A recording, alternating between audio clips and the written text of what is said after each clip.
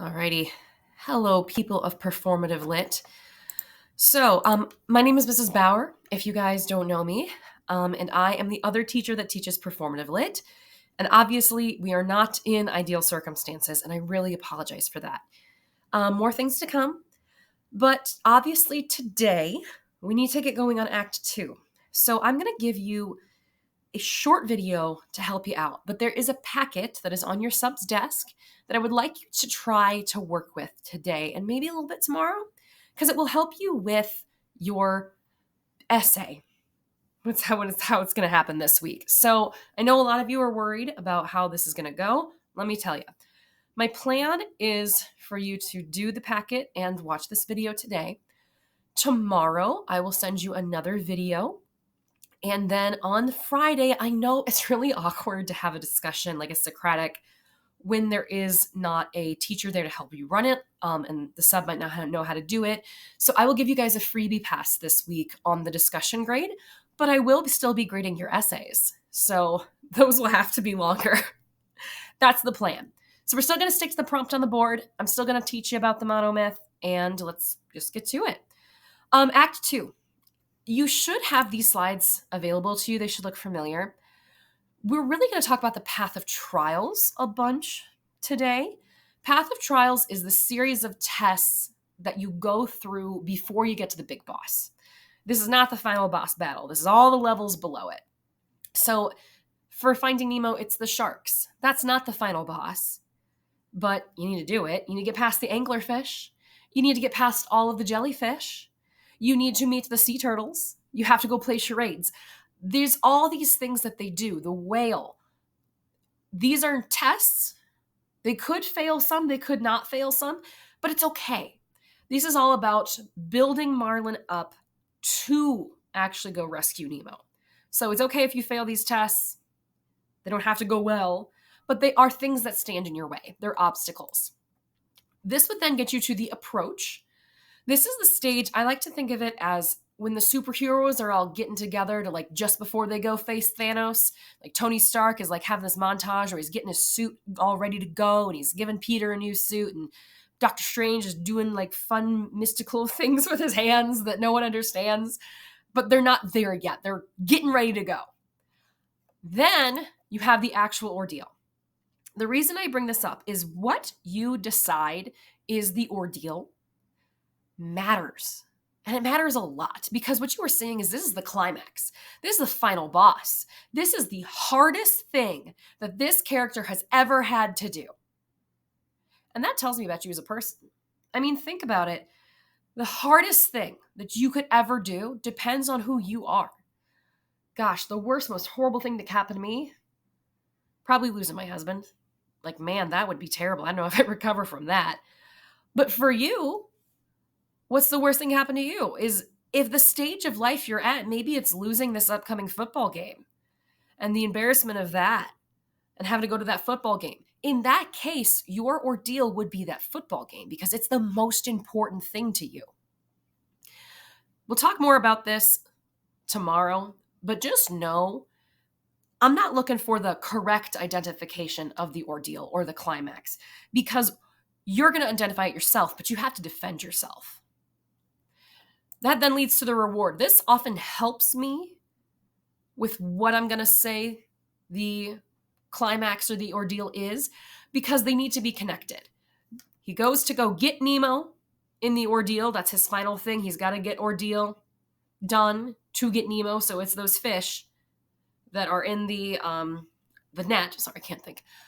That's his final ordeal, is to have everybody work together and encourage his son and let his son be independent.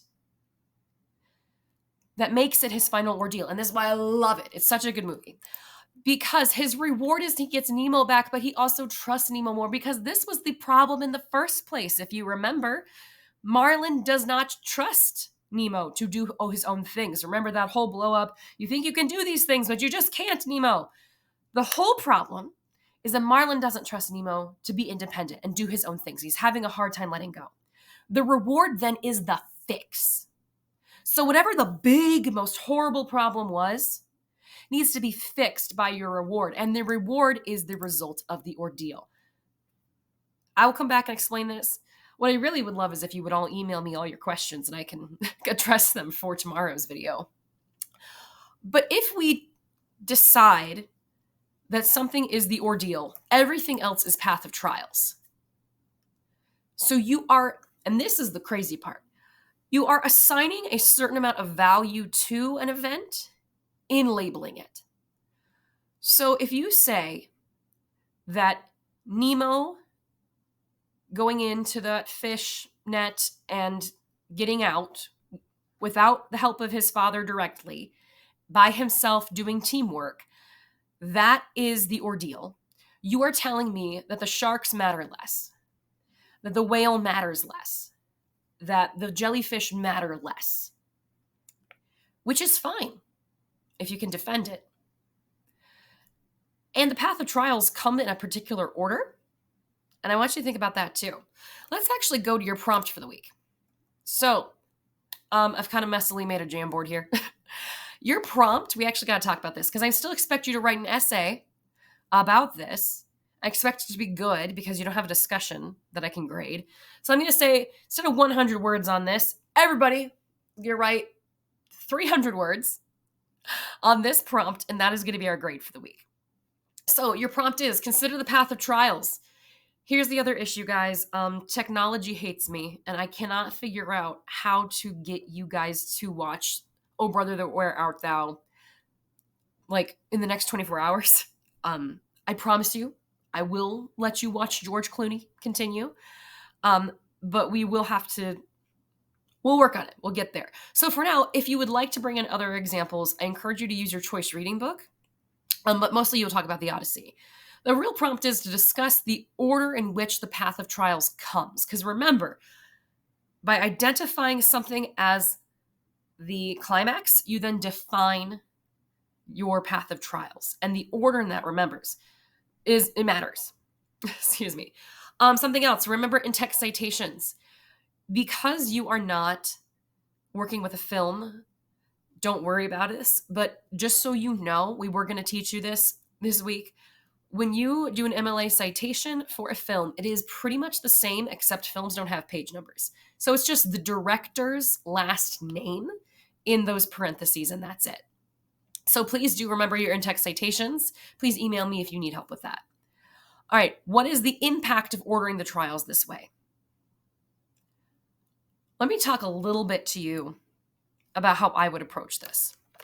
First of all, we know that Act 2 starts when the threshold is crossed. And it ends when you get to the abyss or the ordeal. There's lots of different words for this. I have not talked about this as much, but Miss Malmquist may have told you there's another shape that people sometimes put the monomyth into, where the threshold is here. I'm going to just circle it in a different color. The threshold would be here, and the ordeal would be here. And that helps you visualize it's the lowest point. It's the worst things ever get. Now, what you're looking at is how things get ordered all through here. All through here. These challenges, the things that get in their way. Now, step 1. What's the threshold? There's the known world, the status quo world, the ordinary world, and then there is the special world, the unknown world, the adventure world. Where do those two split? There are multiple arguments that could be made in the Odyssey. If you say the threshold is when he leaves the island with Calypso on it, you are saying that his known world is a world where he is lost. If you're saying the threshold is when he leaves Troy in the first place to go with Menelaus to battle in Troy, that is a completely different story. And you were saying his known world is Ithaca.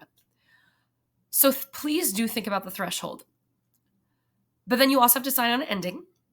Again, what you decide your climax is tells me what you think this story is about. And that's why it's important.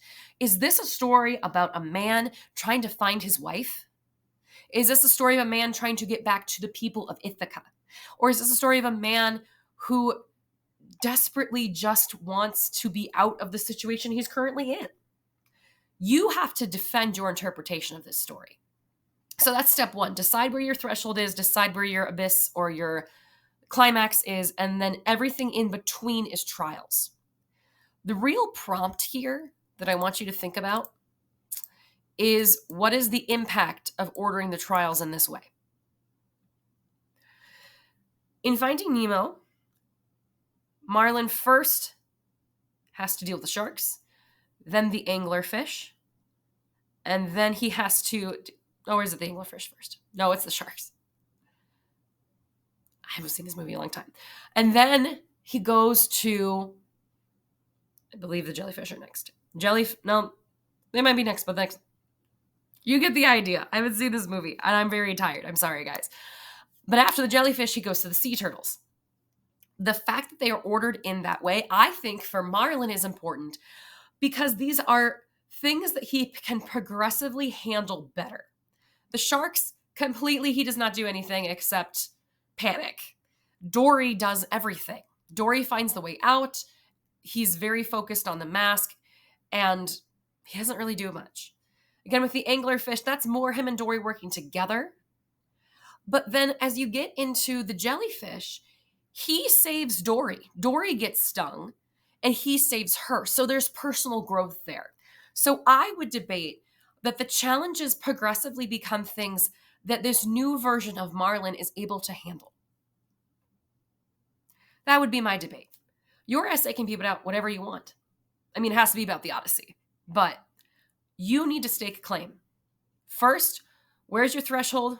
Where's your abyss? Everything else is path of trials. So you have to decide where it starts and ends. But then, why is the order important? What does that tell us about the character? What does it do for us? What's the lesson we learn? I'm going to end it there for today. You do have a packet to work on that I think will really help you. I'm not going to make that packet due. In the packet are these slides so that you have access to them in print version. And there is also a note-taking packet in the back that we used last year to help us keep track of things that could potentially be on a test.